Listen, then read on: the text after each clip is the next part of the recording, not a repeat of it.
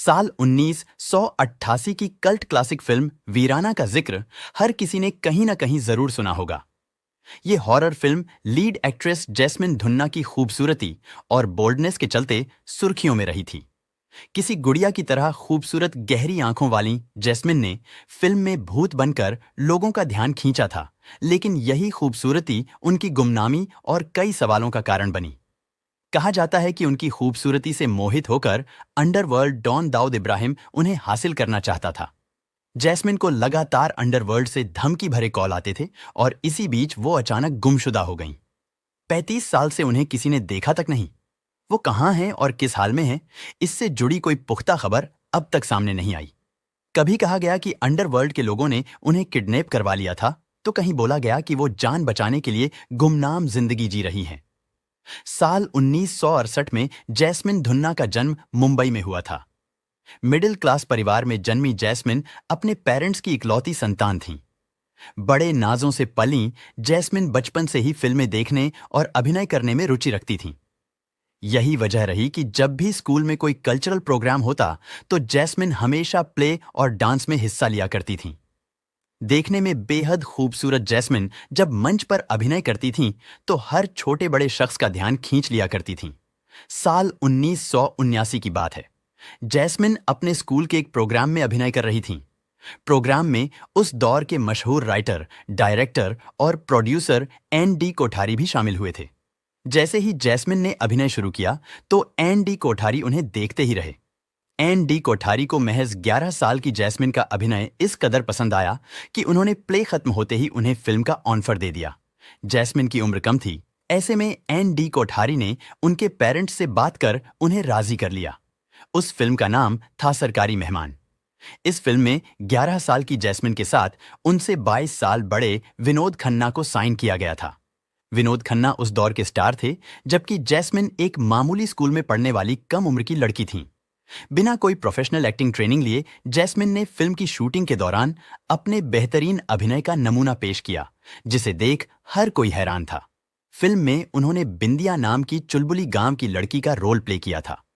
इस फिल्म के गाने परचा मोहब्बत का और सुन रे सरकारी मेहमान काफी सुने गए थे। 12 जनवरी 1979 को रिलीज हुई फिल्म सरकारी मेहमान से जैस्मिन को पहचान जरूर मिली, लेकिन फिल्म बॉक्स ऑफिस पर बुरी तरह फ्लॉप हो गई। पहली फ्लॉप फिल्म के बाद जैस्मिन के परिवार ने उन्हें फिल्मों में काम करने से रोक दिया। वो चाहते थे कि जैस्मिन पहले अपनी पढ़ाई पूरी करें। जैस्मिन ने परिवार की बात मान ली और अपना सपना अधूरा छोड़कर पढ़ाई पर फोकस करने लगी। जैस्मिन ज्यादा दिनों तक खुद को ग्लैमर वर्ल्ड से दूर नहीं रख सकी।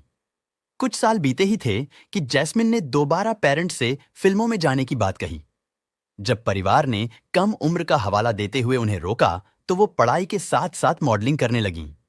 कॉलेज के दिनों में जैस्मिन को बड़े बड़े मॉडलिंग प्रोजेक्ट्स मिलने लगे। जैस्मिन मॉडलिंग में नाम कमा ही रही थीं कि एक दिन उनके पास एनडी कोठारी का कॉल आया। वही एनडी कोठारी जिन्होंने जैस्मिन को फिल्म सरकारी मेहमान में काम दिया था। वो उस समय फिल्म डिवोर्स बना रहे थे, जिसके लिए उन्हें एक खूबसूरत नौजवान लड़की की तलाश थी। जैसे ही उन्हें पता चला कि जैस्मिन मॉडलिंग कर रही हैं और दोबारा फिल्मों में आना चाहती हैं, तो उन्होंने झट से उनसे संपर्क कर उन्हें अपनी फिल्म में साइन कर लिया। इस बार जैस्मिन ने फिल्म डिवोर्स में विजेंद्र घाटगे, शर्मिला टैगोर, बिंदु, जगदीप, केष्टो मुखर्जी जैसे दिग्गज कलाकारों के साथ स्क्रीन शेयर की। विजेंद्र घाटगे के साथ बनी उनकी जोड़ी को काफी पसंद किया गया। हालांकि 1984 में रिलीज हुई ये फिल्म भी बॉक्स ऑफिस पर फ्लॉप साबित हुई। जैस्मिन की फिल्में फ्लॉप जरूर हो रही थीं, लेकिन हर फिल्म के साथ उनकी खूबसूरती की चर्चा बढ़ती जा रही थी। 2 गज जमीन के नीचे, अंधेरा, तहखाना, गेस्ट हाउस, पुराना मंदिर जैसी बेहतरीन फिल्में बनाने वाले रामसे ब्रदर्स अपनी हॉरर फिल्मों के लिए इंडस्ट्री में अलग पहचान रखते थे। वो अक्सर बी या सी ग्रेड की फिल्में बनाते थे, जिन्हें एडल्ट हॉरर फिल्मों की कैटेगरी में रखा जाता था। करीब 17 हॉरर फिल्मों से पॉपुलैरिटी हासिल करने के बाद रामसे ब्रदर्स फिल्म वीराना बनाने की तैयारी कर रहे थे। उनकी लगभग सभी फिल्मों में लड़के ही भूत बना करते थे, लेकिन वो इस फिल्म में एक ऐसी लड़की की कहानी दिखाना चाहते थे जो लड़कों को लुभाती है और फिर उनका कत्ल करती है। फिल्म वीराना के रोल के लिए रामसे ब्रदर्स एक खूबसूरत लड़की की तलाश में थे।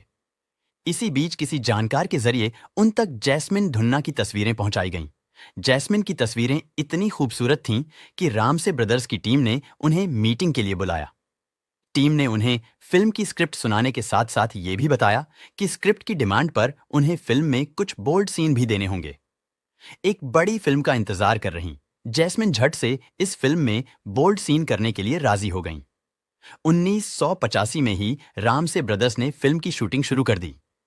फिल्म में जैस्मिन के साथ हेमंत बिरजे, विजयेंद्र घाटगे, गुलशन ग्रोवर, सतीश शाह, कुलभूषण खरबंदा अहम किरदारों में थे। 1985 में बननी शुरू हुई फिल्म वीराना साल 1987 तक बनकर तैयार हो गई। उस समय तक रामसे ब्रदर्स की ज्यादातर फिल्में सेंसर बोर्ड की नजरों से बच जाया करती थीं, लेकिन जब वीराना बनी तो इस पर सेंसर बोर्ड की कड़ी नजरें थीं। फिल्म में रामसे ब्रदर्स की पिछली बोल्ड हॉरर फिल्मों से भी ज्यादा बोल्ड सीन थे, जिन पर सेंसर बोर्ड को आपत्ति थी। सेंसर बोर्ड को सबसे ज्यादा आपत्ति उस एक सीन से थी जिसमें गुलशन ग्रोवर दरवाजे में बने छेद से जैस्मिन को नहाते हुए देख रहे थे। इसी तरह फिल्म के 46 अलग अलग बोल्ड और हिंसक सीन्स पर भी बोर्ड ने ऐतराज जताया था। मेकर्स से कहा गया कि अगर वो फिल्म के उन 46 सीन्स में सुधार करते हैं तभी फिल्म को रिलीज करने की परमिशन मिल सकेगी। रामसे ब्रदर्स ने फिल्म दोबारा एडिट करवाई और करीब 8 महीने तक अटकी रही फिल्म वीराना 1988 में रिलीज हो सकी, वो भी 46 बड़े बदलावों के बाद। 6 मई 1988 को रिलीज हुई वीराना जबरदस्त हिट रही और फिल्म से जैस्मिन धुन्ना रातों रात स्टार बन गईं। कुछ लोगों ने हॉरर के लिए फिल्म देखी तो वहीं एक बड़ा हिस्सा ऐसा भी रहा जिसने पोस्टर में दिखाए गए जैस्मिन के बोल्ड अवतार के लिए फिल्म देखी। नतीजतन फिल्म ने लागत से 10 गुना ज्यादा कमाई की। फिल्म और जैस्मिन के साथ साथ रामसे ब्रदर्स को भी मैनस्ट्रीम सिनेमा में पहचाना जाने लगा। फिल्म वीराना के हिट होते ही जैस्मिन को कई बड़ी फिल्मों के ऑफर आने लगे। उन्होंने कई फिल्में साइन कर रखी थीं। कहा जाता है कि उस समय जैस्मिन की खूबसूरती के चलते अंडरवर्ल्ड डॉन दाऊद इब्राहिम उन्हें अपने साथ रखने की जिद पर अड़ गया था। ये वो दौर था जब फिल्म इंडस्ट्री में अंडरवर्ल्ड का दबदबा हुआ करता था। डॉन के कहने पर कई हीरोइनों को फिल्मों में रखा या निकाला जाता था। वहीं अंडरवर्ल्ड को फिल्म का प्रॉफिट देना और उनका पैसा फिल्मों में लगना भी आम बात थी। इसी बीच खबरें रहीं कि दाऊद इब्राहिम लगातार जैस्मिन को धमकियां दिलवा रहा था। धमकियों में कहा गया था कि अगर जैस्मिन उनसे नहीं मिली तो उन्हें जान का खतरा हो सकता है। उस समय छपी कुछ मीडिया रिपोर्ट्स की माने तो जैस्मिन ने दाऊद इब्राहिम की धमकियों से परेशान होकर मुंबई पुलिस में शिकायत भी दर्ज करवाई थी। लेकिन उस दौर में अंडरवर्ल्ड का ऐसा दबदबा था कि पुलिस भी जैस्मिन की कोई मदद नहीं कर सकी। दाऊद इब्राहिम की धमकियों के बीच जैस्मिन धुन्ना अचानक लोगों की नजरों से दूर हो गईं। जो भी फिल्में उन्होंने साइन की थीं, वो सारी छोड़ दीं। जैस्मिन के अचानक गायब हो जाने से कई अलग अलग तरह की थ्योरी सामने आईं। पहली थ्योरी के मुताबिक जैस्मिन को दाऊद इब्राहिम के लोगों ने किडनैप करवा लिया है। दूसरी थ्योरी के अनुसार जैस्मिन ने दाऊद इब्राहिम के डर से भारत छोड़कर गुमनामी की जिंदगी चुन ली है। तीसरी थ्योरी के मुताबिक उन्होंने जॉर्डन में रहने वाले एक शख्स से शादी कर वहीं घर बसा लिया है। जहां एक तरफ जैस्मिन की गुमशुदगी की कई अलग अलग बातें सामने आ रही थीं, वहीं एबीपी न्यूज की एक रिपोर्ट में उनके परिवार के हवाले से दावा किया गया है कि जैस्मिन का करियर बर्बाद करने के लिए कुछ लोगों ने उनका नाम दाऊद इब्राहिम से जोड़ा था, जिससे डायरेक्टर उन्हें फिल्म में न लें।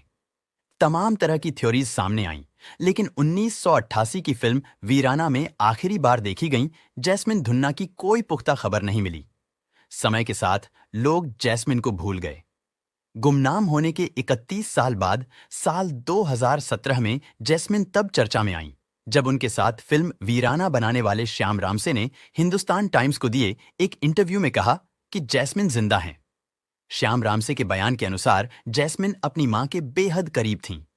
जब उनकी मां बीमार रहने लगीं तो जैस्मिन ने फिल्मी दुनिया छोड़कर मां की जिम्मेदारी उठाई। जब उनकी मां का निधन हुआ तो सदमे में जैस्मिन ने लोगों से दूरी बना ली। उन्होंने ये भी बताया कि जैस्मिन मुंबई में ही रहती हैं।